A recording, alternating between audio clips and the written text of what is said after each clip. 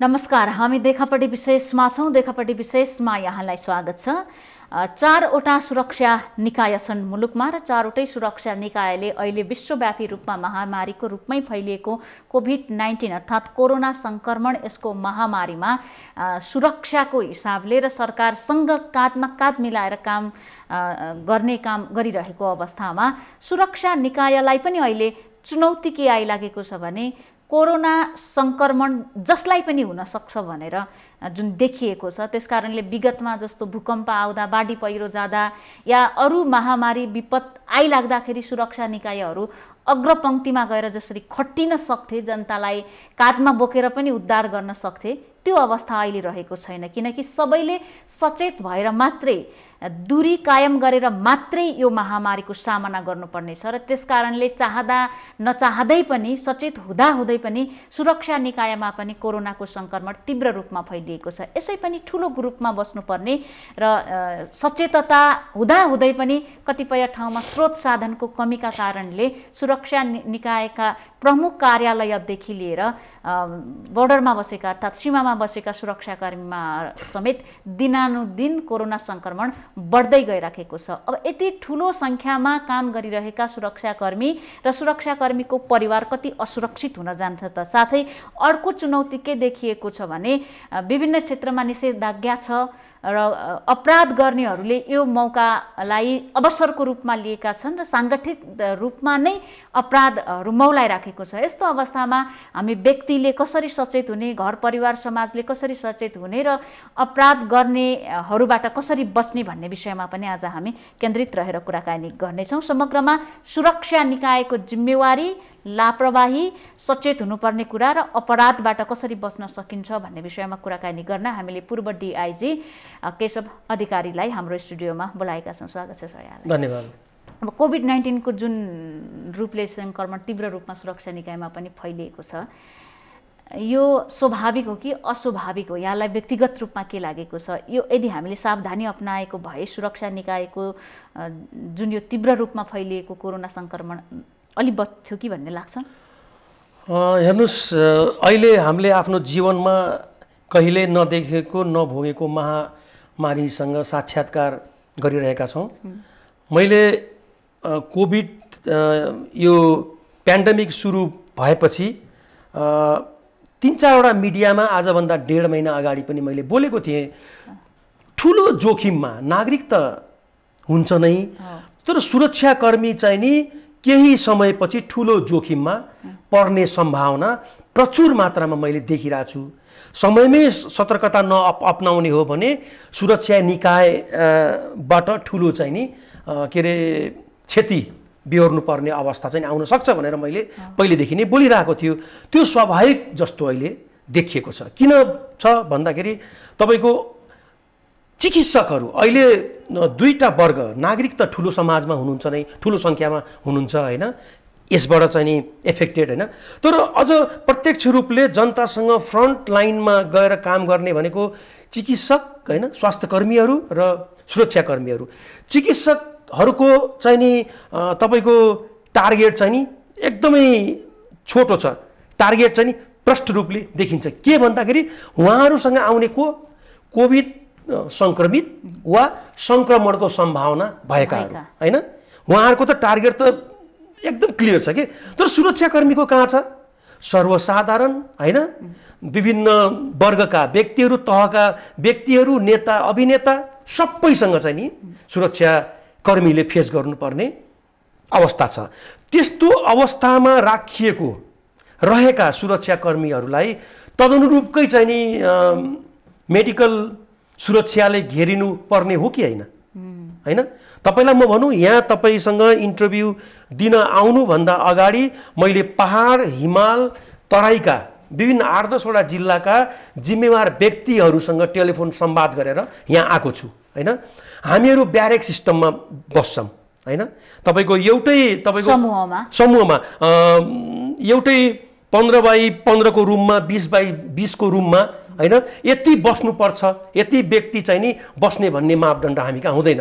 अब काठमाडौँ भ्यालीमा नै छाप्रो त्यो ओत लागेर बसेका प्रहरी अधिकृत जवान हामीले आफैले देखेका छन्। रामबहादुर थापा चाहिँ नि गृहमन्त्री हुनुभएपछि उहाँले चाहिँ नि गृह मन्त्रालयमा आयोजित चाहिँ नि एउटा सम्मेलनमा के अरे मिटिङमा उहाँले चाहिँ के भन्नुभएको छ, हामीले नेपाल प्रहरीका सदस्यहरूलाई सडक छाप चाहिँ नि बनाएका रहेछौँ भनेर उहाँले सिंहदरबारमा बोल्नु भएको छ। गृहमन्त्रीले यो बोल्नु त बुझेर बोल्नु भएको होला, उहाँले बोल्नु भएको त सम्बोधन पनि हुनुपर्छ भन्ने अपेक्षा हामी बुझ्छौँ नि।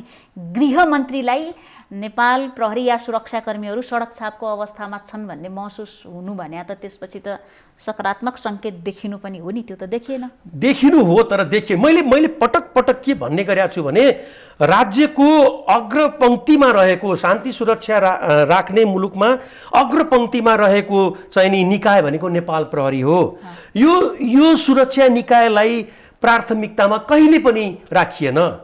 मैले त 29 वर्ष चाहिँ नि मैले त भोगेर पनि आएको हो, मैले देखेर आएको हो, मसँग बग्रेल ती अनुभवहरू छन्। केही कुराहरू यहाँ मिडियामा बोल्न नहुने खालका पनि छन्, म बोल्दिनँ पनि ती कुराहरू होइन। हामीले त भोगेर देखेर चाहिँ आएका हुन्।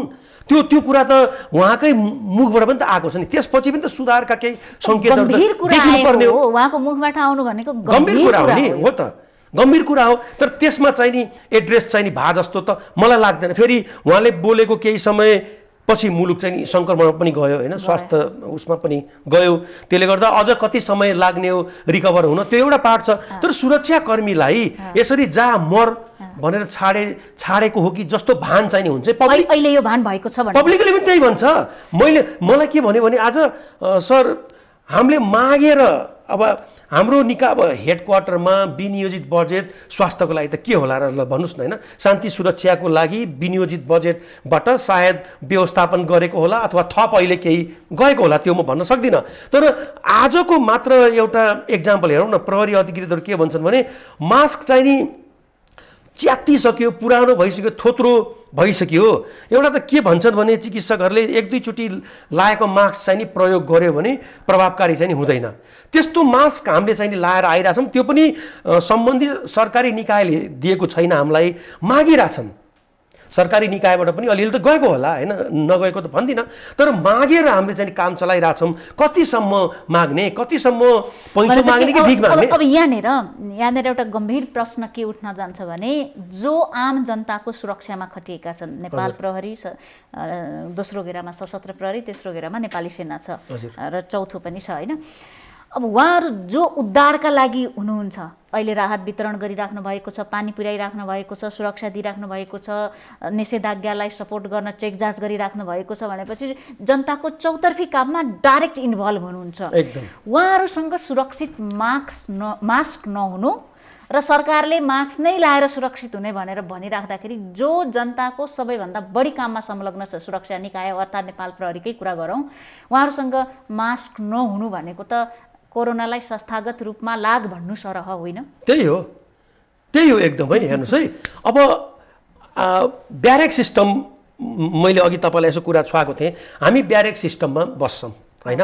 अब एउटै चाहिँ नि कोठामा 10, 15, 20 जना पनि हामी बस्छौँ। आजको दिनसम्म पनि काठमाडौँका केही ठाउँमा अलिकति सुधार चाहिँ नि डिस्टेन्समा है, डिस्टेन्समा सुधारेर चाहिँ नि के अरे ब्यारेकमा प्रहरीहरूलाई राखेको छ, कहीँ छ भन्ने मैले सुनेको छु। तर अधिकांश ठाउँमा 90% ठाउँमा तपाईँ गएर हेर्नुभयो भने डबल डेकरमै जोडिएर चाहिँ नि सुतेको अवस्था छ। कहीँ त मैले पाएको सूचना अनुसार कहीँ त तपाईँको 2 जना 3 जना खाटमा सुतिरहेछन्, अर्को व्यक्ति चाहिँ नि ड्युटी गरेर आउँछ। अब ऊ सङ्क्रमित चाहिँ नि भइसकेको छ कि छैन त्यो पनि थाहा छैन, चेक जाँच चाहिँ नि गर्ने त कुनै केही पनि छैन, टेस्ट पनि छैन। र टेस्टको त कुरै छोडौँ न, तपाईँको एउटा के अरे सङ्क्रमण चाहिँ नि नफैलियोस् भन्नको लागि चाहिने प्राथमिक चाहिँ नि सेनिटाइजरदेखि लिएर सम्पूर्ण कुराहरू, ग्लोभ्सहरू, तपाईँको मास्कहरू पनि चाहिँ नि प्रहरीहरूसँग सबैसँग चाहिँ नि उपलब्ध छैन। त्यो व्यक्ति आउँछ ड्युटी गरेर, सङ्क्रमित चाहिँ नि भइसक्या पनि हुनसक्छ, ऊ ड्युटी गरेर गएको साथीको बेडमा अर्को साथीसँग चाहिँ सुत्छ। भन्नुहोस् न, त्यो त जोखिममा छौँ। त्यो त प्रहरी ब्यारेक सिस्टम चाहिँ नि हाम्रो समुदाय नै हो नि त, प्रहरीको एउटा होइन, समुदायकै रूपमा लिउँ न। त्यो त सरिसकेको छ। अहिले तपाईँलाई म भन्छु टेस्टिङ अझ चाहिँ नि सघन रूपमा होस् त, नेपाल प्रहरीभित्र पनि टेस्टिङ सघन रूपमा चाहिँ होस् त यो सङ्ख्या डबल चाहिँ नि हुन्छ जस्तो मलाई लाग्छ। हेर्नुहोस् अब अहिले जनशक्ति कम भइरहेको अवस्था छ नेपाल प्रहरीमा। अहिले तपाईँको सङ्घीयतामा प्रहरी जनशक्ति गाभिने क्रममा छ। यसै पनि सङ्घीय संरचनामा रहेको जनशक्ति चाहिँ नि 10,000 जनशक्ति 9-10 हजार चाहिँ नि दरबन्दी पूर्ति गर्नै बाँकी छ। अब सङ्घीयतामा चाहिँ नि जाने क्रम सुरु हुने बित्तिकै प्रत्यक्ष रूपले जनशक्तिमा चाहिँ असर पर्छ। यही क्रममा चाहिँ नि तपाईँको सङ्क्रमित हुँदै जाने हो भने प्रहरी अधिकृत जवानहरू अनि शान्ति सुरक्षा प्रत्यक्ष रूपले प्रभावित नहोला भन्न चाहिँ सकिन्न। अब यहाँनिर जस्तो सीमामा बसेका सुरक्षाकर्मीमा पनि कोरोना ठाउँ ठाउँमा देखिएको छ होइन। भोलि कुनै अर्को विपद आइलाग्यो, कोरोना छ र कुनै विपदै आउँदैन भन्ने त छैन होइन। मुलुकको सुरक्षा निकाय त जहिले पनि स्वस्थ भइराख्न पर्ने त जरुरी छ नि। यसै पनि हाम्रो स्रोत साधन सङ्ख्या जनशक्ति कुरा गर्नुभयो, त्यो आफैमा सीमित छ। यस्तो अवस्थामा ब्यारेकमा सुरक्षाकर्मीहरू यो कोरोनाले त ढलाउँछ, लथालिङ्ग बनाउँछ। एकदम कमजोर अवस्थामा बस्ने हो, सङ्क्रमित अवस्थामा बस्ने हो भने यदि दुर्भाग्यवश कुनै अरू विपद आइलाग्यो भने के होला त देशको अवस्था? अब कस्तो छ भने अहिले तपाईँले तराईको जिल्लामा हेर्नुभयो भने म यदि राइट छु भने वीरगन्जमा चाहिँ नि बढी प्रभाव चाहिँ परेको देखिएको छ। अब भारतीय छिमेकी देशबाट आएका नागरिकहरू चाहे हामी नै होस् चाहे उताका नागरिकहरूबाट बढी सङ्क्रमण फैलिएको भनेर स्वास्थ्य विज्ञहरूले पनि बोलिराख्नु भएको छ टेलिभिजनमा। अब हाम्रो पोरस बर्डर छ हेर्नुहोस् है, भन्नाले छिद्र भएको कमजोर चाहिँ पोरस सेक्युरिटी बर्डर सेक्युरिटी छ हाम्रो। अब उतातिर इन्डियाको चाहिँ नि एसएसबी भनौँ न सेक्युरिटी फोर्सले चाहिँ नि एउटा पोस्टदेखि अर्को पोस्टमा 3-3.5 किलोमिटरको दूरीमा उनीहरूले निगरानी गरिरहेछ बर्डर। हामीले कतिमा गरेका छौँ त सशस्त्रकै डेटा चाहिँ नि हेर्ने हो भने पनि तपाईँको 15 से 17 किलोमिटर चाहिँ नि हामीले सेक्युरिटी चाहिँ नि त्यति ग्यापमा छ। छाप्रो र भाँडाका घरमा छाप्रो र भाँडामा डुबान पालमा हो, तल डुबान छ माथि पाल छ, डुबान छ माथि चाहिँ नि पाल छ। हेर्नुहोस् है पानी चुइरहेछ, तलबाट पनि पानीले पेलिरहेछ। भारतमा 1 वर्ष अगाडिको तथ्याङ्क हो 74,000 एसएसबी सङ्ख्या, त्यो पनि अत्याधुनिक हात हतियार सहित, जो नेपालसँगको बोर्डरमा मात्रै अरू ठाउँमा होइन कि। भनेपछि हामी समानताका कुरा गर्छौँ, डिग्निटीको कुरा गर्छौँ, हामी सम्मानजनक उपस्थितिको कुरा गर्छौँ। व्यवहार पनि त हाम्रो त्यसो उन्मुख हुनु परेन र? अहिले कोभिडकै कुरा गरौँ, त्यहाँको डाइट, त्यहाँका कोरोना सङ्क्रमितले खाने कुरा, अहिले त सुरक्षा निकायलाई स्वास्थ्य रहन त डाइट पनि राम्रो चाहियो नि। मनोजी मैले भने नि प्राथमिकतामा कहिले पर्या छ, हिजोको सरकारले पनि गरेका थिएन, अहिले पनि छ जस्तो त मलाई लाग्दैन। हेर्नुहोस् है अब त्यही बर्डरकै कुरा गरौँ न, अहिले महामारीको भित्रिने प्रवेश मार्गै त्यही भएको छ होइन। अब अहिले यहाँ भनौँ आवश्यकता नभएका सुरक्षा थ्रेटको मूल्याङ्कन नगरिकन एकजना व्यक्तिलाई 15-20 जना सेक्युरिटी चाहिँ नि दिइरहेछौँ हामीले। 2 जना 1 जना मात्रै होइन, दिनुपर्छ। राज्य के अरे पोलिटिकल फिगरहरू होइन, महत्त्वपूर्ण फिगरहरू जसलाई थ्रेट छ सेक्युरिटी दिनैपर्छ। यहाँ त थ्रेट नभएका व्यक्तिले पनि तपाईँको 15-20 जना लाज लाग्छ बाटोमा हिँड्दा पनि। घरमा सेक्युरिटी छ त्यत्तिकै, त्यहाँबाट तपाईँको करिब 2टा पोस्टलाई ठेक्न सकिने सेक्युरिटी जनशक्ति एउटा नेतालाई छ, त्यो पनि थ्रेट चाहिँ नि नभए के थ्रेट छ ल भन्नुहोस् त?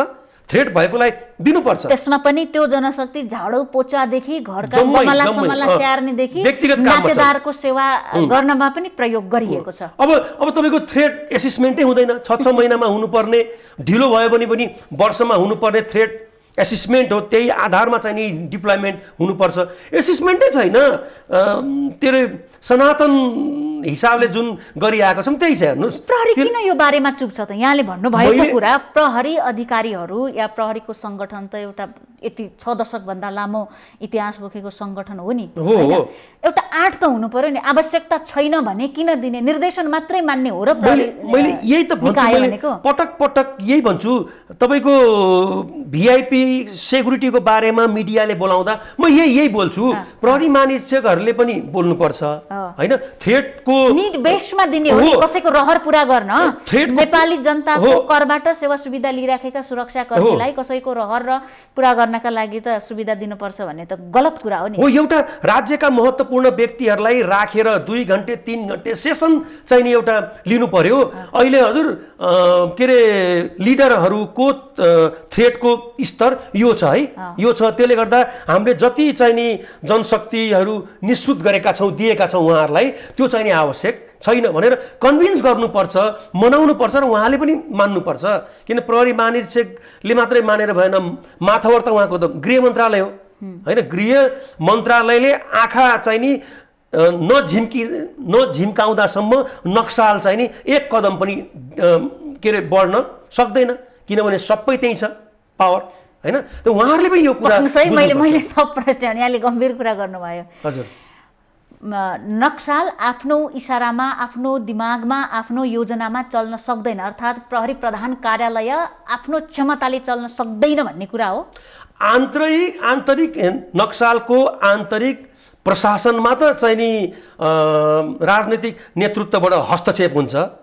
मैले पनि भोगेको छु त्यो, मैले त्यतिकै हावादारी गफ गरे त होइन नि। स्वतन्त्र रूपले छोडिदिनुपर्छ, आफ्नो विवेकमा हिँड बन्नुपर्छ, गर्छ त प्रहरीले, त्यसैले बसिराख्न किन रुचाउँछ होइन। अब सम्पूर्ण हेर्नुहोस् है, अब नीतिगत कुरादेखि लिएर सरुवा बडुवाका कुराहरू, सानातिना कुराहरू पनि ठोकिन्छ ती गएर सिंहदरबारमा होइन। अब यसलाई चाहिँ नि स्वतन्त्र अटोनोमसको रूपमा चाहिँ नि छोडिदिनु पर्ने हो के, तर छोडिँदैन। हेर्नुहोस् जहाँ पनि हस्तक्षेप हुन्छ। तपाईँ भन्नुहुन्छ हामीले आइजिपी भएको व्यक्ति फेरि फिर्ता लिएको पनि देखिसक्यौँ, 1.5 वर्षकै कुरा त हो। यहाँ त जे गर्दै पनि भएको छ। अब हामी त अनुशासनमा बाँधिएका छौँ होइन। निजामती कर्मचारीहरूको पनि आफ्नो अनुशासन होला, तर अब हामीमा बेग्लै छ। एउटा बहालमा रहने प्रहरी अधिकृतले आफूभन्दा ठुलो चाहिँ सिनियर अफसर माथि अभद्र व्यवहार गर्यो अथवा अवज्ञा गर्यो आदेशको भने हामीलाई त नसिहतले मात्र हुन्न नि, हामी त जेल जान्छौँ होइन। त्यो अनुशासनले गर्दाखेरि हामी चाहिँ मर्यादित चाहिँ नि स्थान बनाएर बसेका छौँ। त्यो कुरा चाहिँ नि बुझ्नुपर्छ सबैले। गृह मन्त्रालय मात्रै पनि होइन, विभिन्न मन्त्रालयबाट अनावश्यक चाहिँ नि हस्तक्षेप हुने गरेको प्रहरी अधिकृतहरू। एउटा प्रहरी महानिरीक्षक चाहिँ नि बहालमा भएको महानिरीक्षकलाई तपाईँले यी कुराहरू आएर चाहिँ नि सोध्नुहोस् त, उहाँले बोल्न सक्नुहुन्न। यहाँले पनि सुनाउनु भयो, तराई पहाड हिमालका अधिकारीसँग कुरा गरेर आयो भने मैले पनि दर्शकलाई म यति धेरै अधिकारीहरूसँग समय लिए, 2-4 जनाले समय दिनुभयो, त बोल्न सक्नु भएन, क्यान्सल गर्नुभयो। उहाँहरूको बाध्यता पनि थियो, कतिपयले भन्नुभयो, कतिपयले इसारा गर्नुभयो, त्यो बुझे। उहाँहरू अहिले बाहिर आएर किनकि स्रोत साधन छैन, के भन्ने, मिडियामा आएर के भन्ने, मेरो सबै सुरक्षाकर्मीमा कोरोना संक्रमण छ भनेर त सगौरव त कसैले भन्न सक्नु भएन होला, त्यसकारण सायद आउन सक्नु भएन।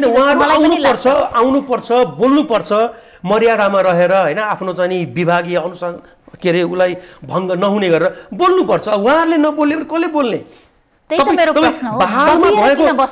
बहालमा भएको कुनै पनि निजामती कर्मचारी होस् कि सुरक्षा होस्, बहालमा बसेको कर्मचारीले राखेका अभिव्यक्तिको वजन र निवृत्त भएका व्यक्तिको चाहिँ नि अभिव्यक्तिको वजन निश्चय पनि फरक हुन्छ नि। म त हेर्नुहोस् है, म त हुन त्यो रेकर्ड छ भने तपाईँले चाहिँ नि हेर्न सक्नुहुन्छ। नेपाल प्रहरीको केन्द्रीय प्रवक्ता हुँदा, म क्राइम ब्रान्चमा हुँदा, ट्राफिकमा हुँदा पनि यस्ता समस्याहरू मैले बोलेको छु। मसँग त्यो क्लिपहरू पनि छ धेरै होइन। बोल्नुपर्छ, किन आफ्नो मर्यादा नाग्न पनि हुन्न होइन, बोल्नुपर्छ। अर्को कुरा जस्तो अब कतिपय भिआइपीहरूको पिएसओलाई कोरोना संक्रमण देखिएको छ, जस्तो प्रचण्डकै कुरा गरौँ होइन, केही राज्य मन्त्रीहरूको पनि देखिएको कुरा गरिन्छ। माधव कुमार नेपाल लगायतका व्यक्तिहरूको सँगै हिँड्नुहुन्छ, हामी पछुआ अगाडि पनि भन्छौँ सामान्य भाषामा। त्यो अगाडिको गाडीमा भिआइपीलाई कोरोना नलाग्ने, पछाडिको गाडीमा लाग्ने भन्नाले स्पष्ट हुन्छ कि अगाडिको व्यक्तिले पिपी नपाए, जति पनि पर्सनल प्रोटेक्टिभ इक्विपमेन्टहरू छन् पाएको होला होइन। पिपी भन्नाले एउटा प्लास्टिक मात्रै नहेरौँ, पछाडिको गाडीले पाएन कि भन्ने लाग्छ कि मेरो मनमा। त्यस्तो हुनसक्छ होइन। एउटा त मैले तपाईँलाई अघि दृष्टान्त नै दिएँ नि होइन, छँदै छैन केही पनि। अब अर्को कुरो, सुरक्षाकर्मीहरू बढी पब्लिकली सम्पर्कमा हुन्छन् होइन। जस्तो भिभिआइपीको निवासमा पनि त मान्छेहरूको चाहिँ ओहोर दोहोर चाहिँ हुन्छ नि त। स्क्रिन गरेर न भिभिआइपीका चाहिँ नि उहाँहरूको नेता कार्यकर्ता पुग्छ।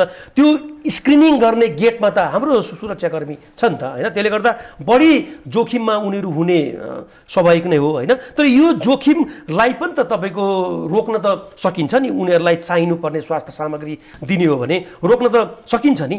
त्यो कुरा अब अहिले भिभिआइपीको निवासमा यी कुराहरू दिएको छ कि छैन थाहा छैन। दिएको भए फेरि उहाँहरूको त्यो सुरक्षाकर्मीलाई कसरी लाग्थ्यो होला होइन। यी कुराहरूलाई चाहिँ मध्य किन सुरक्षाकर्मीहरूको जनशक्ति कम हुँदै गयो भने त शान्ति सुरक्षा भोलि हेर्नुहोस् है, लकडाउन मैले अस्ति पनि यो लकडाउन सुरु हुने बित्तिकै मैले के भनेको थिएँ भने अपराध बढ्यो बढ्यो बढ्यो भनेर मिडियाले खुब लेख्यो। मैले अपराध बढेकै छैन अहिले। हेर्नुहोस् न, लकडाउन खुलेको 2-4 महिना 5-7 महिनापछि चाहिँ हेर्नुहोस् त अनि अपराधको ग्राफ हामीले नसोचेको भोलमको अपराध पनि हुने सम्भावना मैले देखिरहेको छु। यसमा जोडिहाले अहिले अब चौतर्फी रूपमा नयाँ समाचारहरू के छन् भने सङ्गठित रूपमा नै अपराध गर्नेहरूको सङ्ख्या बढिराखेको छ, किनकि सुरक्षा निकायको ध्यान कोरोनातिर छ, सबै हामी पनि भित्र बसेका छौँ। अब यो बेला अपराध गर्नेलाई अवसर भएको छ, क्राइसिस छ मुलुकमा, यो नै अपराध गर्नेका लागि सही समय हो भनेर भनिराखेका छन्।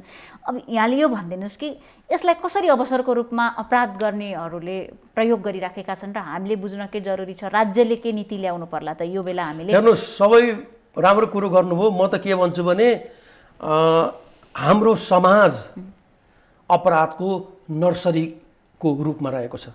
हामीले अपराध चाहिँ नि रोपेका छौँ, त्यो अपराधलाई गोडेका छौँ, मलजल गरेका छौँ, हुर्काएका छौँ र संरक्षण दिएका छौँ। कुन अर्थमा? समाजले हिजो समाजमा अपराध भयो, लुकाउने काम कसले गर्यो? प्रहरीलाई साक्षी राखेर, फट्के साक्षी राखेर हैन हामीले अपराध मिलाएको होइन। त्यसमा राजनीतिक कर्मीहरूले दिल खोलेरै चाहिँ नि सहयोग गरेको, चाहे बलात्कारको केस हेर्नुहोस्, जघन्य प्रकृतिका चाहिँ नि अपराधहरू चाहिँ नि हेर्नुहोस्, हामीले मिलाएको होइन। अहिले त त्यो सम्भावना चाहिँ कम छ हैन। हिजो समाज चाहिँ नि नर्सरीको रूपमा चाहिँ नि देखियो, किनभने सुरक्षाकर्मी जहाँ तहीँ राज्यको उपस्थिति हामीले अपेक्षा गरे अनुसारको हुँदैन हैन। राज्यको उपस्थिति भनेको सुरक्षाकर्मीहरू, एउटा प्रहरीले 600-700 नागरिकलाई सुरक्षा दिनु पर्ने अवस्थामा राज्यको उपस्थिति जहाँ तहीँ हामीले अपेक्षा गर्न पनि हुँदैन। त्यसले समाज हो नि त, समाजले चाहिँ नि अपराधलाई नजिकबाट निहालेको हुन्छ नि। मन्जु बहिनीको घरमा नयाँ मान्छे को आयो, यो चाहिँ योसँग कति मान्छे बसिरहेछ, यसको उद्देश्य के हो, यो कहाँबाट आएको, तपाईँ पृष्ठभूमि चाहिँ नि केही हेर्दै हेर्नुहुन्न, वास्तै गर्नुहुन्न। घरहरू के छ? अव्यवस्थित छ हैन। तपाईँको कति 8.5 लाख 9 लाख त कच्ची र पक्की घरहरू छन् यहाँ काठमाडौँमा हैन। सुरक्षाका हिसाबले वैज्ञानिक दृष्टिकोणका घरहरू छैन। अहिले हेर्नुहोस् त, तपाईँको 50 लाख भन्दा, मैले अध्ययन गरेँ अनुसार 50 लाख भन्दा बढी घरधुरीहरू अहिले चाहिँ नि भोग र रोगले पीडित छन्। अनि भोलि लकडाउन खुल्ने बित्तिकै यही जमात चाहिँ नि केही नहुने भएपछि, बेरोजगारी बढेको छ, जब गुमाएको छ, मानिसहरूलाई त यस्तो कुण्ठा भइसक्यो कि पेट पाल्न मात्रै के गाह्रो छ। यो त विस्फोट हुन मात्रै बाँकी छ हैन। अब चाँडोभन्दा चाँडो चाहिँ नि राज्यले, अब हुन त भित्री रूपमा राज्यले त नगरिरहेको त के होला, तर नदेखिएको हुँदा, बाहिर नदेखिएको हुँदा केही गरेको छैन जस्तो पनि लागेको छ नि त सबैलाई हैन। अब भित्री कुरा त गभर्मेन्टलाई थाहा होला, अब हामीलाई त भित्री कुरा थाहा हुँदैन। तर अपराध चाहिँ नि भोलिका दिनहरू प्रशस्त बढ्ने सम्भावना छ। अस्ति पनि जब लकडाउन खुल्यो नि, अनि तपाईँले देख्नु भएन त, यो लकडाउन विगतमा 4 महिनाको कारणले गर्दा उत्पन्न भएको समस्याको कारणले अपराध गरे भनेर अपराधीहरूले नै चाहिँ नि बयान दिँदै हिँडेछन्, कबुल गरेर हिँडिरहेछन्। एउटा सामाखुसीको एउटा घटनालाई पनि जोडे, अहिले सामाजिक सञ्जालको दुरुपयोग यसरी बढिराखेको छ कि मानिस आत्महत्या गर्न पर्ने अवस्थामा पुगिसकेको छ, कि ऊ यति डिप्रेस्ड भइसकेको छ कि ऊ आफूलाई बाँच्न योग्य नठानेरै बाँचिराखेको छ। थुप्रै अपराधहरू मौलाएको छ सामाजिक सञ्जालको कारणले। सामाखुसीमा पनि मेरो चरित्र हत्या गर्न खोज्यो, त्यस कारणले मैले टुक्रा टुक्रा गरेर लगेजमा हालेर राखेँ भन्ने बयान छ नि। हुन त उहाँ अपराधी नै हो अपराध गरेपछि, तर त्यो अपराध किन गर्यो भन्ने पछाडि त ठुलो कारण छ नि। यस्ता कैयौँ पीडित छन्। यो सामाजिक सञ्जालको अपराध कसरी लिनुभएको? राम्रो कुरा निकाल्नुभयो। अहिले 58% नेपालीहरू जसले चाहिँ नि इन्टरनेट प्रयोग गरिरहेछ, सामाजिक सञ्जाल जसले प्रयोगकर्ता छन्, 58% चाहिँ नि सामाजिक सञ्जाल प्रयोगकर्ताहरूमा चाहिँ नि यो साइबर साक्षरता छैन, साइबर कानुनबारे पनि जानकारी छैन हैन। मैले एउटा अध्ययनमा के पाएको थिएँ भन्दाखेरि टोटल चाहिँ नि यो सामाजिक सञ्जाल प्रयोगकर्ता युवाहरूमा 72% युवाहरूले के अरे नेटमा चाहिँ आबद्ध छन् हैन। 27 प्रतिशत युवाहरूले फेक आइडी चाहिँ नि फेक आइडी सञ्चालन 27-28% चाहिँ युवाहरूले फेक आइडी प्रयोग गरिरहेछन्। 9% चाहिँ नि युवा जमातले कसैलाई चाहिँ नि के अरे बार्गेनिङ गर्नको लागि उसको विभिन्न नराम्रा सामग्रीहरू चाहिँ नि पोस्ट गरेको देखिया छ हैन। हेर्नुस् है, यसको नियमन गर्ने कसले त? खाली शुल्क मात्रै उठाउने कुनै पनि राज्यको दायित्व त होइन होला, नियमन पनि गर्नु पर्यो। साइबर क्राइम शाखामा पनि काम गर्नुभयो हैन? मैले क्राइम ब्रान्चको चाहिँ चिफ भएर मैले काम गरेको, अपराध महाशाखाको चाहिँ नि म प्रमुख भएर मैले काम गरेको। अब आएको पनि थिए एकपटक यहाँको प्रेस मिटमा। हजुर। अब हेर्नुस् है, यो साइबर उसको चाहिँ नि अवस्था यस्तो छ। अनि क्राइम चाहिँ नि नबढेर के बढ्छ भन्नुस् त? अहिले त झन् त्यो लाइभ चाहिँ नि उ गरेर चाहिँ फेसबुकमा लाइभ गरेर यो प्रसङ्ग जोड्दै थिएँ। अहिले एउटा फ्यासन जस्तो भइसकेको छ, मान्छेले आत्महत्यालाई ड्रिम। अब एउटा सुशान्तको घटनालाई पनि लिउँ हैन, इन्टरनेसनल फिगर हो, हामीले नाम लिँदामा कुनै अपमान हुँदैन। सम्पन्न व्यक्तिले, एउटा रेपुटेड मान्छेले, एउटा सफल व्यक्तिले पनि आत्महत्या गरिराखेको छ भनेर हामी प्रश्न गरिराखेका छौँ। त्यसमा चाहिँ के भन्नुहुन्छ त? एउटा केही नभएको सानो 15-16 वर्षका केटाकेटीले ब्रेकअप भयो, सामाजिक सञ्जालमा लाइभ आए, आत्महत्या गरे। आमा बुवा घर परिवार जसले जन्मायो हुर्कायो कुनै प्रवाह छैन। हाम्रो ग्रुमिङ कसरी भइराखेको छ त सोसाइटीमा? हाम्रो ठ्याक्कै तपाईँको विदेशका 15-20 वटा देशमा यसरी लाइभ चाहिँ नि आएर किन आत्महत्या गर्छन् भन्ने मैले अध्ययन गरेँ त्यहाँ 8-10 दिन अगाडि। नेपालसँग मिल्दोजुल्दो छ कि। एउटा कुरो के छ भन्दाखेरि हेल्प चाहिँ नि, हेल्पको लागि चाहिँ क्राई गर्न, मलाई सहयोग गरे, म यो चाहिँ समस्यामा छु भनेर हेल्पको लागि चाहिँ क्राई गर्छन्। एटेन्सन होस्, समाजको एटेन्सन होस् भन्नका लागि हैन। धेरै कारणहरू छ, त्यो मध्ये केही कारणहरू। अर्को के भन्दाखेरि जोबाट चाहिँ नि ऊ पीडित छ त्यो व्यक्तिलाई चाहिँ नि कानुनी दायरामा ल्याइयोस्। किनभने उसले कोही व्यक्तिको बारेमा चाहिँ नि वा लाइभ चाहिँ नि केही आत्महत्या गर्न जानुभन्दा अगाडि बोल्ने कुरो त छँदैछ, तर उसको चाहिँ नि तपाईँको उसले युज गर्ने फेसबुक के अरे युज गर्ने तपाईँको मोबाइल होस् कि जेसुकै होस्, त्यसमा पनि त तपाईँको के अरे मेसेजहरू हुन्छ हैन, टेलिफोन कलहरू हुन्छ हैन, त्यो कुराहरू। अर्को साथसाथै उसले सुसाइडल नोट पनि त त्यहाँ लेखेको हुनसक्छ। भन्नाले कोही व्यक्तिलाई चाहिँ फसाउने उद्देश्यले पनि गरेको हुन्छ हैन। भनेपछि जुन नोट, सुसाइड नोट भनेर पढ्छौँ, मेसेज भन्छौँ, त्यो सबै सत्य होइन भन्ने कुरा पनि हामीले बुझ्न जरुरी छ। एकदम होइन, सबै साँचो त चाहिँ नि हुन्छ भन्ने पनि छैन नि। तपाईँको कहिलेकाहीँ के हुन्छ भने अपराध गर्न गइरहेको व्यक्तिले जोबाट चाहिँ नि सहयोगको अपेक्षा राखिरहेको हुन्छ र सहयोग चाहिँ नि नपाएको चाहिँ अवस्था चाहिँ नि हुन्छ नि, उसले त्यो कुरालाई एक ढङ्गी रूपले मात्र लिएको पनि त हुन चाहिँ नि सक्छ नि। अर्को व्यक्तिको तपाईँप्रति कुनै रुचि नै छैन हैन, तपाईसँग कहिले पनि सरोकारै थिएन, तर तपाईले त्यो व्यक्ति तर पनि उ जबरजस्ती मसँग अट्याच हुन चाहन्छ, मेरो के दोष छ त? म उसलाई मन पराउँदिन हो, त्यो परिपूर्ति नहुने अवस्था देखे पनि आत्महत्या गर्ने धेरै कारणहरू छन्। अर्को अहिले के देखिएको छ भने यो महिलाहरूले पनि हतियार के बनाएका छन् भने सम्बन्धमा रहने, बार्गेनिङ मिलेन भनेपछि अपराध गर्ने। यसले मलाई रेप गर्यो, यसले मलाई जबरजस्तीकरण गर्यो, यसले मलाई दुर्व्यवहार गर्यो। अब समाजले यसरी हेर्छ कि पुरुष भन्ने बित्तिकै यसले अपराधै गरे होला भन्ने बुझ्छ। केही प्रहरी उच्च अधिकारीकै कुरा गरौँ केही दिन अगाडिसम्म, यो हाम्रो कानुनले यो देख्दैन कि यहाँ काठमाडौँबाट बसेको मान्छे पोखरा कसरी पुग्यो, किन पुग्यो भनेर देख्दैन। पोखरामा अपराध किन भयो भनेर हामी त्यो अपराधलाई अपराध घोषणा गरिराखेका छौँ। त्यस कारणले अहिले समाज किन यसरी विकृत भइराखेको होला त? हामीले यी कुराका समाधान कसरी खोज्ने? हाम्रो तपाईँले राम्रो कुरो गर्नुभयो कि यो लिभिङ रिलेसनमा बस्दासम्म चाहिँ नि ठिक छ हैन, सबै कुरो मिलिरहेको, सबै कुरोको जो हुँदासम्म ठिक छ। तर भोलिपल्टबाट चाहिँ नि उसले पाएका चाहिँ नि सुविधा, जुन इन्जोय गरिरहेको चाहिँ नि सुविधा छ नि, चाहे केटा होस् चाहे केटी, त्यसमा चाहिँ नि ब्लक लाग्ने बित्तिकै चाहिँ नि अनि त्यसपछि अनि विगतमा खिचेका फोटोहरू अथवा भएका सम्बन्ध राम्रो हुँदाखेरिका तस्बिरहरू नै हतियार बन्न थाले।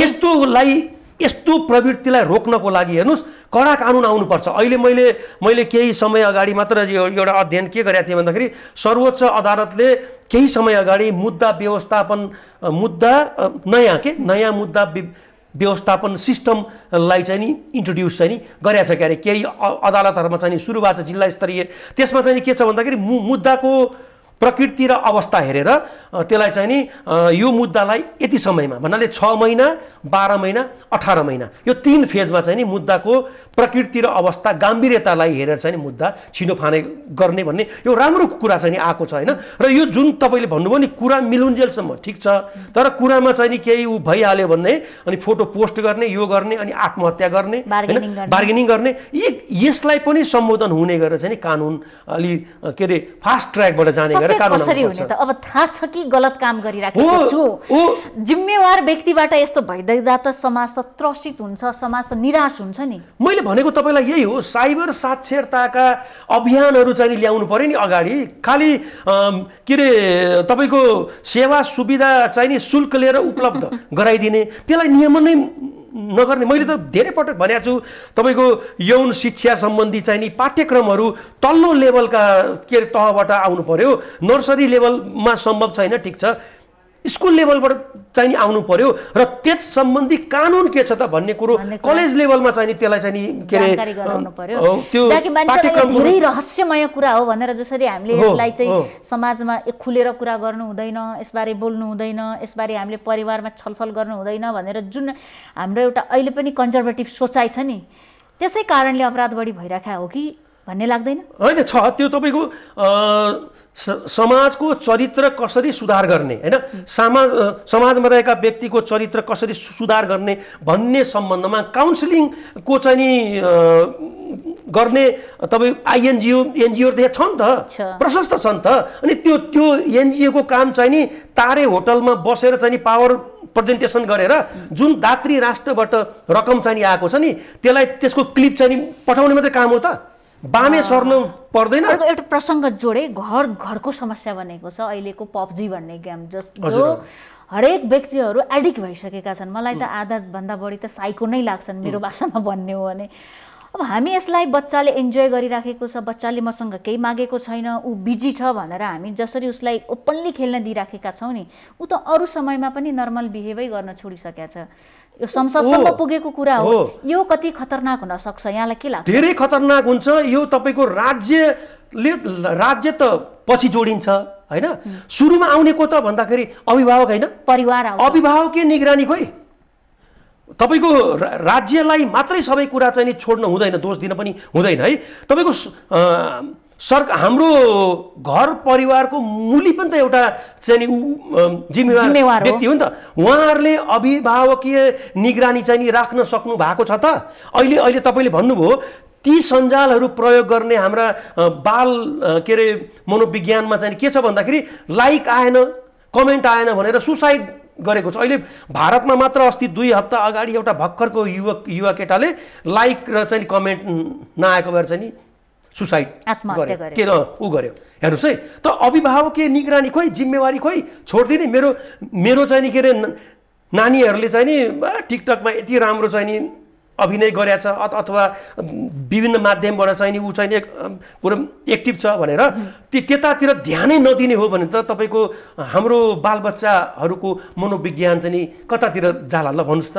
अहिले त यति पहुँच छ नेटको कारणले गर्दा अश्लील सामग्रीहरूमा, अन्य सामग्रीहरूमा हाम्रो युवा जमातको यति पहुँच छ, त्यो त हामीले सर्वे गर्ने हो भने त्यो कुराको वर्णनै गर्न चाहिँ नि सकिँदैन। समाज कता गइरहेछ भयानक रूपले भित्रभित्रै भोलिको भविष्यको कर्णाधार भन्छौँ अझ हामी राम्रो भाषामा हैन, उहाँहरू यति यो अवस्थाबाट गुज्रिराखेका छन् भनेर बुझ्दा हुन्छ। एकदम कलिला बालबालिकाका अभिभावकहरू उहाँहरूले आफ्नो बालबालिकाको दैनिकी दिनचर्या बिहान उठेदेखि राति नसुत्दासम्म के गर्छन् भनेर अभिभावकीय निगरानी दिनुभएकै छैन। त्यही कारणले गर्दा हेर्नुस् त अहिले साइबर अपराध सम्बन्धी चाहिँ नि घटना यति बढिरहेछ। गत वर्षको मात्रै कुरा गर्ने हो भने 357वटा साइबर अपराधका मुद्दाहरूमा 171 वटा त फेसबुक सम्बन्धी अपराध नै दर्ता भएका छन्। त्यो साइबर साक्षरता नभएका कलिला केटाकेटीहरूले चाहिँ नि प्रयोग गर्ने चाहिँ नि तपाईको साइबर को कारणले गर्दा हेर्नुहोस् है। त्यसले गर्दा यो कुरामा अभिभावकले निगरानी पुर्याउन जरुरी छ। नभए चाहिँ नि भोलिको हाम्रो समाज हैन कस्तो युवालाई हामी उत्पादन चाहिँ नि गरिरहेका छौँ, भोग्नु पर्ने पनि हामी नै हो, फेरि साक्षी पनि हामी हो र भोक्ता पनि हामी हो। कतिले हाम्रो यो उसमा कमेन्ट गरिराख्नु भएको छ, निर्मला पन्तले न्याय पाउनु पर्यो, यो कुरा उठाइदिनु पर्यो भनेर।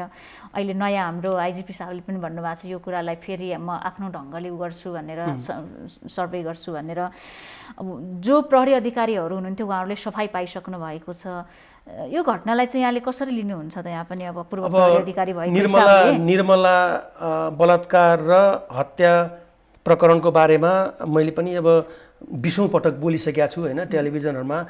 यो कस्तो छ भन्दाखेरि वैज्ञानिक अनुसन्धान बाट प्राप्त गर्न सकिने जुन उपलब्धिमा ढोका चाहिँ नि बन्द भइसकेको छ। किन छ अर्थमा? कुन अर्थमा? म तपाईलाई के भो भन्दा परिस्थितिजन्य सबुतहरु हैन, परिस्थितिजन्य सबुतहरूले कुनै पनि घटनालाई समर्थन नगरिरहेको अवस्थामा घटनास्थलमा प्राप्त भएको देखिने र देखिने सम्भावना रहेका सबुत प्रमाणहरूले तपाईलाई सपोर्ट नगरिरहेको अवस्थामा एउटा के हुन्छ त भन्दाखेरि शरीरका मृतक व्यक्ति अथवा पीडितको व्यक्तिको शरीरमा भेटिन सक्ने रौँ, वीर्य, रगत हैन विभिन्न चाहिँ नि सबुत चाहिँ नि प्रमाणहरूलाई तपाईको डिएनए टेस्ट जुन छ नि त्यो नै वैज्ञानिक अनुसन्धानमा हामी सुरुमै चुक्यौं। चाहे नेपाल प्रहरीका सदस्य हो, चाहे मेडिकल क्षेत्रमा काम गर्ने, तपाईको व्यक्ति किटान गर्ने हैन पद्धतिबाट अनुसन्धान अगाडि बढाउनु पर्नेमा वंश पत्ता लगाउने प्रविधिबाट YSTR के भन्ने सिस्टमबाट हामी गयौं। त्रुटि नै त्यही भयो हैन। भनेपछि हामीले अनुसन्धानको फन्डामेन्टल कुराहरूलाई ध्यान दिएनौं र त्यो बेला माहौलले क्रिएट गरेको, त्यहाँको भिडले क्रिएट गरेको कुरालाई हामीले ढाकछोप गर्न, त्यसमा आफ्नो काम देखाउनका लागि हामी अगाडि बढ्यौं। एकदम अनि जो वास्तविक अपराधी हो त्यो ढोका हामीले बन्द गर्यौं त्यहाँ जाने भन्ने हो। एकदम मैले भन्न खोजेको के भने घटना घटिसकेपछि जुन घटनास्थललाई तत्काल कार्यरत रहेका अनुसन्धान अधिकृतहरूले क्याच गर्नुपर्ने थियो त्यो बेला त्यो गर्न सकेनन्। सफाई पाइसक्नु भयो नि, अहिले सफाई त पाउनु भयो हैन। अब मुद्दाले त सफाई पाएको छैन नि त, व्यक्तिले पो पाए त। व्यक्ति प्रहरी अधिकृतहरू तपाईको निर्दोष थिएनन्, त्यो चाहिँ नि कोर्टले दिने भर्डिक्ट हो हैन, त्यसमा मेरो कमेन्ट मैले गर्न मिल्दैन। तर निर्मलाले त सफाई पाएको त छैन त हैन। अहिले पनि त्यो निलम्बित एकजना डीएसपी साहब हुनुहुन्छ, उहाँले त ठोकेरै बोलिराख्नु भएको छ। एकजना विष्ट थरको व्यक्ति हिजो पनि त्यही थियो, आज पनि त्यही हो, जसले मैले हो भनेर जिम्मा लिइराखेको छ हो। अब उहाँको भनाइमा केही आधार चाहिँ नि होला पनि।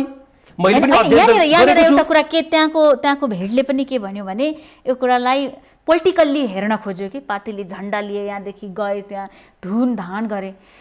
क्षणिक समयलाई त हामी रमायौँ हैन, राजनीतिक रूपमा पनि यसलाई प्रयोग गर्ने प्रयास गर्यौं।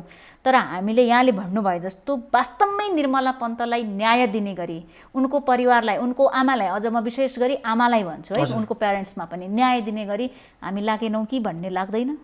हैन, सुरुको घटनाहरू जसरी अनुसन्धान उठान भयो नि त्यसको परिणति हो यो। मलाई त अझ के लाग्छ, सबै न्यायाधीश हेर्नुस् है, अहिले अनुसन्धान गर्ने निकाय, अभियोजन गर्ने निकाय र न्याय दिने निकाय भिडबाट निर्देशित हुनुहुन्न, भिडबाट निर्देशित हुनुहुन्न। म हनुमान ढोकाको क्राइम ब्रान्चको चिफ हुँदा पनि एउटा घटना थियो, त्यो म जिन्दगीभरि भुल्न सक्दिनँ है। त्यसले गर्दा भिडबाट निर्देशित भएर धेरै निर्दोषहरूले चाहिँ नि जेलका कोठरीहरूमा तपाईँ कैद जीवन चाहिँ नि भुक्तान गरिरहेका छन्। निर्मला नानीको प्रकरणमा पनि मुद्दाको उठान, अनुसन्धानको दायरालाई जसरी चाहिँ संवेदनशील भएर उठान गर्नु पर्थ्यो नि, त्यो बेलाको अनुसन्धान अधिकृतहरू चुकेको चाहिँ नि प्रष्टै हो। हामी पनि त तपाईको हजारौं मुद्दाको अनुसन्धान गरेर आएको मैले पनि बलात्कारकै केस पनि अब सुरुमै हेर्दाखेरि पहिलो दृष्टिमै चाहिँ नि गलत मैले देखेँ भनेपछि त्यसमा त राम्रो भएको भनेर मान्न मिल्दैन। अहिले पनि यदि 20टै दोषी हो भने केही आधारहरू देखिएका छन् हैन। तपाईको साइकल होस् कि उसले प्रयोग गरेको साइकल होस् कि घटनास्थलमा त्यो व्यक्तिलाई ओहोरदोहोर गरेको देख्ने व्यक्तिको बयान होस् कि हैन, उहाँको त्यो मृतकको आमाले दिएको जाहेरी अर्को यहाँले भनिराख्नु भएको कुरा विष्टको कुरा यसैमा पनि जोड दिनु होला। यहाँ के देखाउन खोजिएको छ जबरजस्ती भने कुनै काठमाडौँबाट भिआइपी को छोराछोरी गए, छोरी त के भन्नु, छोरा होटलमा बसे, उनीहरू यो रेप केसमा इन्भल्भ छन्, उनीहरूले कसैको बलमा हत्या गरे, यो केस लुकायो भनिँदैछ। त्यसो हो भने त्यो पनि सार्वजनिक हुनु पर्यो हो भने, तर त्यसो नै भयो भनेर अनुमानको भरमा यसलाई यो फाइल नै क्लोज गरेको अवस्थामा बस्नु भन्या त भिक्टिम त भिक्टिमै भइराख्यो भन्ने प्रश्न छ नि। मनजी फाइल चाहिँ नि क्लोज त हुनै सक्दैन हैन। पीडितको लागि त भएछ हो, अनि पीडितले त्यो महसुस गर्नु भएको छ भनेको न्याय नपाउनु नै हो। तपाईले ठीक भन्नु हो, पीडितले त त्यो महसुस गर्ने नै भयो हैन।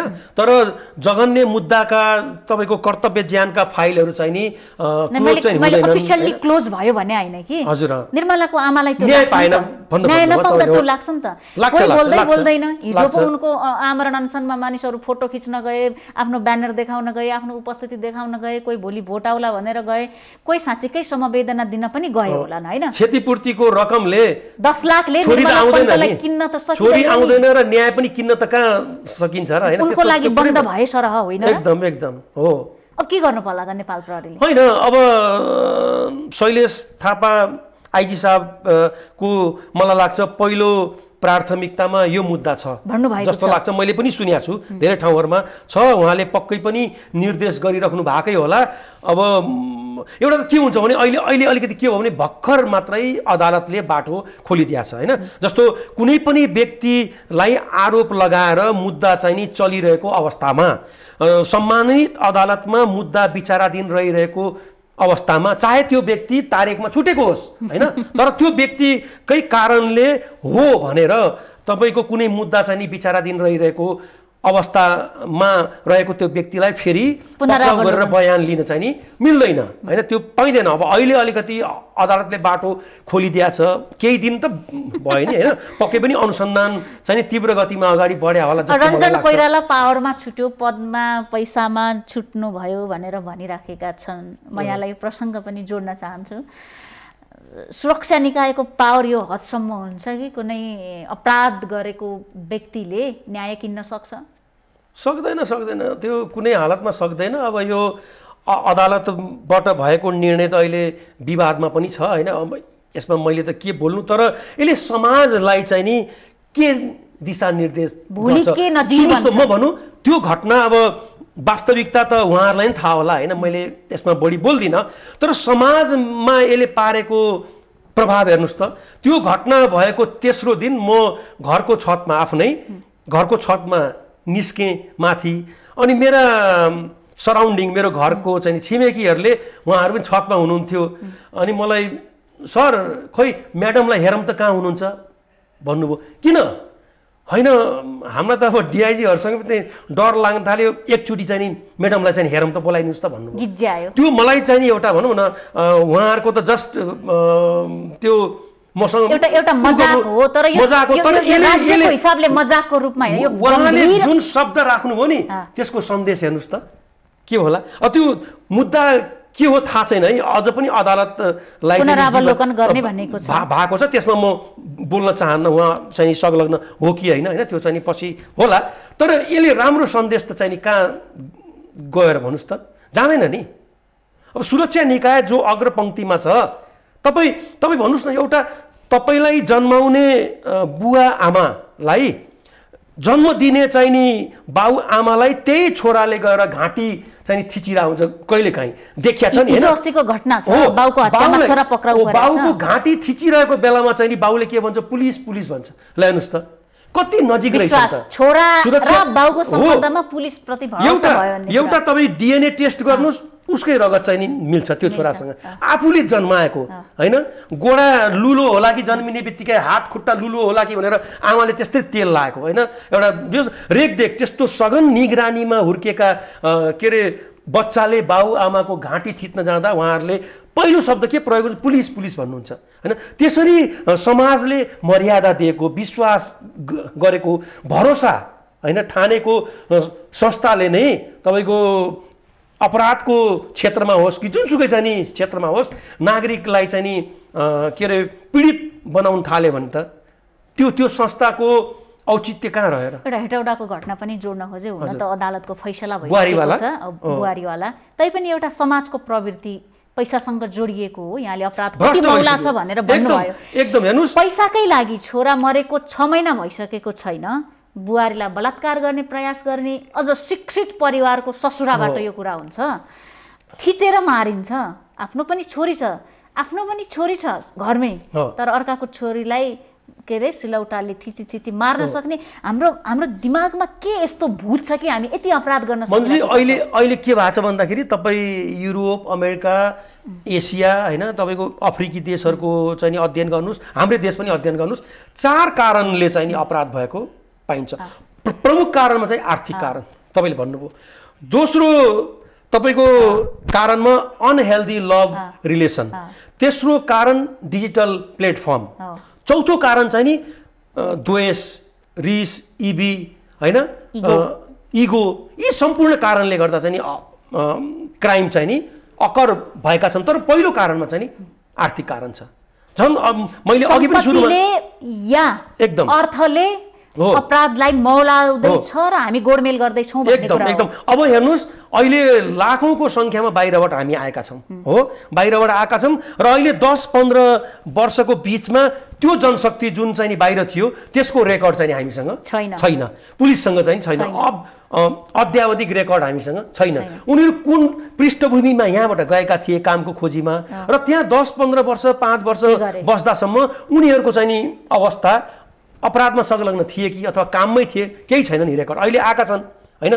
अब खेती हुनेहरूले त खेती गरेर अलिअलि चाहिँ नि खाला हैन। अहिले मैले अस्ति कहाँ मैले पढाएको थिएँ 96% चाहिँ नि जमिनमा रोपाई भएको रहेछ। धेरै वर्षपछिको यो चाहिँ नि राम्रो चाहिँ नि ऊ रहेछ, एउटा रेकर्ड 96% खेती भएको रहेछ। अनि बाँकी जोसँग छैन नि, हातमुख जोड्नको लागि छैन नि, तिनीहरू के गर्ने त? अनि बेरोजगार छन्, रोजगार पनि केही पनि छैन। अनि के गर्ने भन्दाखेरि अनि आफ्नो समाजबाट बाहिर निस्केर अपराधी समूहको सक्रिय सदस्य बनेर अपराधमा चाहिँ नि संलग्न हुने सम्भावना त मैले देखिरहेको छु। हेर्नुहोस्, आउँदा दिनहरू सुरक्षित चाहिँ हुँदैनन्।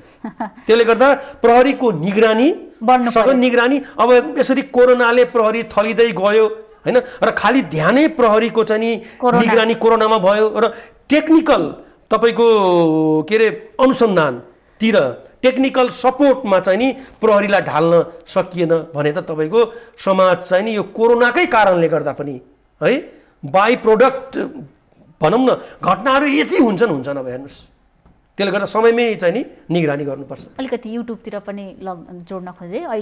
अहिले चाहिँ कस्तो देखिएको छ भने कि अश्लील भिडियोहरू अपलोड गर्ने, त्यसले अपराध मौलाइराखेको छ। अनि युट्युबरहरूको पनि एउटा 2-4वटा घटना पछिल्ला दिन पनि चर्चित भए। आफै न्यायाधीश, आफै प्रहरी, आफै पत्रकार, स्वयं म पनि छु है। हामी व्यवस्थित हुन सकिराखेका छैनौँ। यसले चाहिँ समाजले उनीहरूलाई नै उनीहरू आफै फेरि दाता पनि छन् है, आफै गएर दिइ पनि राखेका छन्। सामान्य रूपमा त कसैलाई सहयोग गर्न त आर्थिक इन्कम सोर्स त हुनु पर्यो। यहाँ पनि ठुलो लगानी छ, अपराध मौलाउनलाई यसले सहयोग गरिराखेको छ कि भनेर अहिले समाज सशङ्कित हुन थालेको छ। मान्नुहुन्छ यो कुरालाई? म मान्छु। अहिले कस्तो छ भन्दा हेर्नुहोस् है, अब भारतीय च्यानलहरू छन् नि, केही च्यानलहरूको अराजक प्रस्तुति को सिको गरेर यहाँ पनि धेरै छैनन्, फेरि 2-3 जना छन्, थोरै छन्। एउटा यत्रो चिजलाई पनि पटाका बनाएर चाहिँ नि प्रस्तुत गर्ने प्रवृत्ति युट्युबरहरू चाहिँ केहीजना मात्रै छन्। म तिनको त कार्यक्रमै हेर्दिनँ। आफै न्यायाधीश तिनी, अनुसन्धान गर्ने पनि आफै, तपाईँको अनि अभियोजन लाउने पनि आफै, न्याय दिने पनि आफै, सबै डाक्टर। यिनलाई त के ओहो, म त अचम्म लाग्छ। युट्युब चाहिँ नि प्रयोग गर्ने केही चाहिँ होस्ट गर्नेहरूलाई हेर्छु, आमै त्यो कति पढ्या छन् थाहा छैन मलाई त है। डाक्टर पनि तिनै छन्, वैज्ञानिक पनि तिनै छन्, इन्जिनियर पनि तिनै छन् हैन। यो त मलाई अचम्म लाग्छ। हेर्नुहोस्, यो त यसले राम्रो यो समाजलाई निर्माण गरिरहेको छैन हेर्नुहोस्। अब यहाँले धेरै पटक के जोड्नु भएको छ भने कोरोना पछि र कोरोनाकै क्रममा पनि अब अपराधहरू मौलाउँदैछ है भनेर आधार पनि दिनुभयो, बेरोजगारी छ, अरू अरू कुराहरू छन्।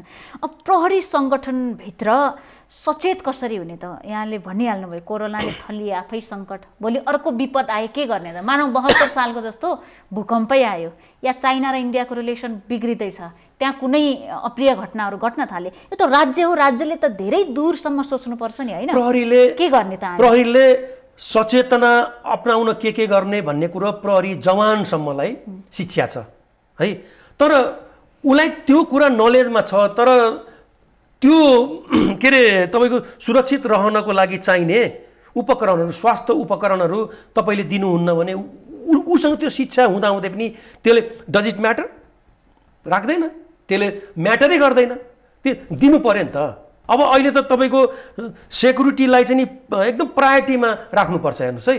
अब भत्ता दिने भनेर जोखिम भत्ता दिने भनेर चाहिँ जस्तो एकजना नर्ससँग यहाँ कुरा गरे, उहाँले कुनै पनि सुविधा राज्यबाट लिनु भएको छैन, 3-4 महिना भइसक्यो लिनु भएको छैन। अब अहिले मैले सुनेको विराटनगरको नोबल मेडिकल कलेजका 52-54 जना स्वास्थ्यकर्मीले राजीनामा दिएर काम छोडेर हिँडे। त्यो त सुरक्षाकर्मीले त गर्दैन, हामीलाई त कानुनले बाँधेको छ होइन, अनुशासनमा हामीहरू बस्नुपर्छ होइन।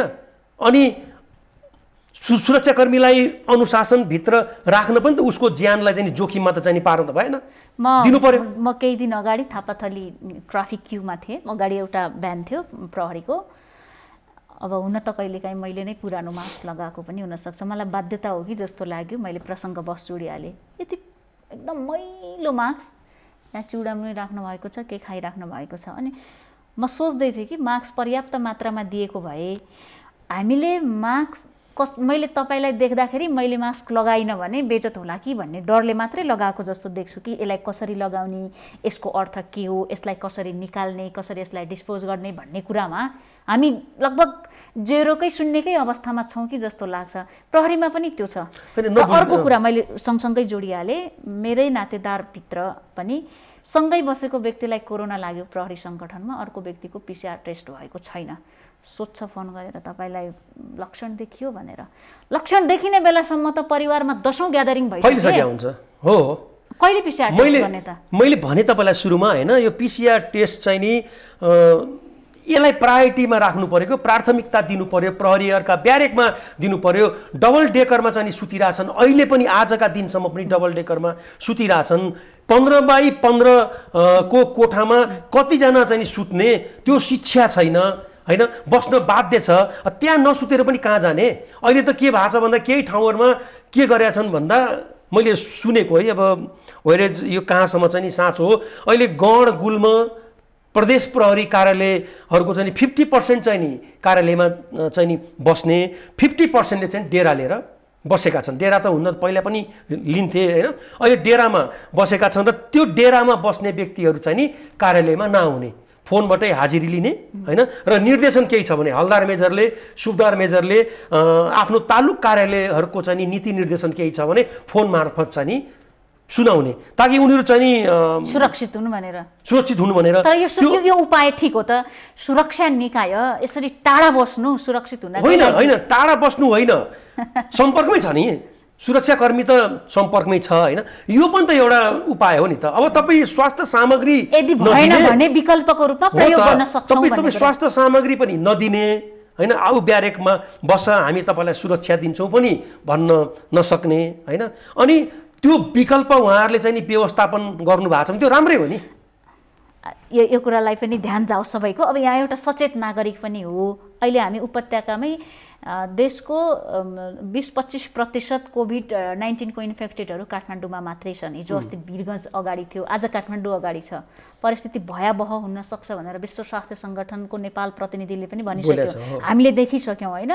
सरकारले निषेधाज्ञा लगाएको छ। अब हामी के सोध्छौँ भने पुलिसबाट बस्नु पर्यो, सटर लगाएर सटरभित्र तास खेले पनि भयो, ड्रिङ्क्स गरे पनि भयो, ग्यादरिङ गरे पनि भयो, पुलिसले देख्नु भएन, घरभित्र पार्टी गरे पनि भयो, जे गरे पनि भयो। मेन रोडहरूमा मान्छे छैनन्, भित्र साँगुरा गल्लीमा बिना काम पनि मानिसहरू जम्मा भएर बसेका छन्। नागरिकको चेतनाको स्तर कहिले बढ्छ त यहाँ? छैन भन्ने होइन, तर कोरोनामा गिज्जाइराखेको छ कि? हो, भोलि भन्नुहोस् न, अब अहिले 2 हप्ते जुन लकडाउन फेरि भएको छ, अहिले म आउँदा पनि कर्फ्यू लागेको जस्तो छ। नागरिकहरू बाटोमा छैनन्, गाडीहरू पनि धेरै कम चलेको छ। तर भित्र गल्लीमा जानुस्, तर भित्र जानुस् त तपाईँ रुमहरूमा चाहिँ हेर्नुहोस् त, होइन? मदिरा खान पनि ग्रुपमा छन्, रमाइलो गर्न पनि ग्रुपमा छन्। यो खुल्ने बित्तिकै यो सङ्ख्या चाहिँ नि नबढ्ला भने, म त मेडिकल साइन्सको विद्यार्थी त होइन, तर सामान्य चाहिँ बुझ्न सकिन्छ नि। अब यो अवसरलाई त गभर्मेन्टले पनि टेस्ट गर्ने चाहिँ नि अवसरको रूपमा लिनुपर्ने हो नि त। हाम्रो धुम्बाराईमा म बस्छु है, त्यत्रो टोलहरूमा कहिले पनि कुनै सुरक्षाकर्मी पनि के अरे यो स्वास्थ्य कर्मीहरू पनि टेस्टको लागि चाहिँ नि आएको मैले थाहा पाएको छैन। र तपाईँहरू यहाँ आउनुहोस् है, यहाँ टेस्टको चाहिँ नि सुविधा उपलब्ध छ भनेर कतैबाट पनि कुनै सन्देश चाहिँ नि आएको मलाई लाग्दैन। आखिर त्यही घरमा बसिरहेको त हो नि, भोलि फेरि लकडाउन खुल्ने बित्तिकै आउने, अनि सङ्ख्या बढ्दैन। सामान्य नागरिकको हिसाबले हेर्दा पनि त्यस्तो देखिन्छ। नागरिकहरूले चाहिँ अब सरकारका त कतिपय कमजोरी छन्, स्वाभाविक छ, तर हामी कमजोर तरिकाले प्रस्तुत भयौँ या हामी अनुशासित भएनौँ भने मर्ने त हामी हौ नि। सरकारले गाली गरेर हाम्रो मृत शरीर त जीवित हुँदैन भन्ने कुरा हामीले बुझ्न जरुरी छ कि छैन? नागरिकको भूमिका पनि अहम छ। तपाईँले राम्रो कुरो गर्नुभयो, नागरिकको भूमिका पनि अहम छ। राज्यले सबै कुरा दिन सक्दैन, त्यो बुझेकै छौँ हामीले। गरिब राष्ट्र हाम्रो राष्ट्रमा दिन सक्दैन, हामीले सबैले बुझेका छौँ। अब खुल्यो भन्ने बित्तिकै अब कालीमाटीको तरकारी बजारमा हेर्नुहोस् त, एक छाक चाहिँ नि सब्जी नखाँदै के हुन्थ्यो होला र? एउटा के खालि मैले सामाजिक सञ्जालमा देखेको भिड नियन्त्रण गर्नुपर्ने जस्तो अवस्था आयो। राज्यलाई त हामीले त गाली गर्यौँ, तर हामी आफ्नो दायित्वबाट चाहिँ वञ्चित भइरहेछौँ कि छैनौँ, त्यो नागरिकले पनि त हेक्का राख्नु पर्यो नि। आफ्नै ज्यान जाने हो, होइन? सरकारी ओहदामा बस्ने मान्छे त सुरक्षित हुनुहुन्छ, उहाँहरू गाडीमा हिँड्नुहुन्छ, तर भोलि चाहिँ त्यही पैदल हिँड्ने नागरिकको ज्यान जाने, होइन? त्यो हामी पनि सचेत चाहिँ हुनुपर्छ। अब अन्त्यमा यो महामारी व्यवस्थापनमा सुरक्षा निकाय नेपाल प्रहरी चाहिँ कसरी अझ व्यवस्थित हुन सक्ला त? भोलिको सम्भावित अवस्था यहाँले के देख्नुहुन्छ र त्यो यदि नराम्रो अवस्था यहाँले आङ्कलन गर्नुहुन्छ भने त्यसको उचित व्यवस्थापन के होला? राज्यले के गर्ने, सुरक्षा निकायले के गर्ने, नागरिकले के गर्ने त? हेर्नुहोस्, अब नेपाल प्रहरी हस्पिटल चाहिँ नि त्यो लेभलसम्म चाहिँ नि सुविधा सम्पन्न छ जस्तो मलाई लाग्दैन कोभिडको हिसाबले है। ब्लक चाहिँ नि छुट्याएको छ। मैले त्यहाँको डाक्टर साहबहरूसँग पनि मैले हाम्रो परिवारमा, पुलिस परिवारमा चाहिँ नि कोरोना सङ्क्रमण भइहाल्यो भने के छ त्यहाँ व्यवस्था भनेर मैले अस्ति मात्र 3-4 दिन अगाडि सोधेको थिएँ मैले, होइन? त्यो स्तरको सुविधा चाहिँ नि छ जस्तो पनि मलाई लाग्दैन, किनभने यो भोलममा जब कर्मचारी बढ्यो भने, होइन, त्यसले गर्दा राज्यको स्वास्थ्य मन्त्रालयको मातहतमा रहेका निकायहरूले पहिलो प्राथमिकता चाहिँ नि सुरक्षाकर्मीहरूलाई दिनुपर्छ, किन उनीहरू नै आउने हो सडकमा भोलि नागरिकको ज्यान जोगाउन, होइन? त्यसले गर्दा यो PCR टेस्टको जुन छ नि, जतिसुकै मूल्य भए तापनि आखिर राज्यले बिहोर्ने हो, होइन? राज्यकै चाहिँ नि सुरक्षा अङ्ग हो, होइन? उनीहरूले अलिकति सघन प्रायोरिटीमा चाहिँ नि राखेर प्रहरीहरूलाई चाहिँ नि टेस्ट चाहिँ नि को भोलम बढाउन जरुरी छ। नभए यसरी बढ्दै गयो अब रिकभर हुनै 1 महिना 1.5 महिना लाग्छ। त्यो जनशक्ति पूर्ति चाहिँ नि कहाँबाट गर्ने भन्नुहोस् त? सबै क्षेत्रमा यो रोग छ नि त अहिले, होइन? त्यसले गर्दा अनि आइसकेपछि अनि सुरक्षाकर्मीले के अरे यो स्वास्थ्य मापदण्डमा चाहिँ नि टेकेर आफूलाई पनि अगाडि बढाउनुपर्छ ड्युटीको साथसाथै। समयका लागि धेरै धेरै धन्यवाद।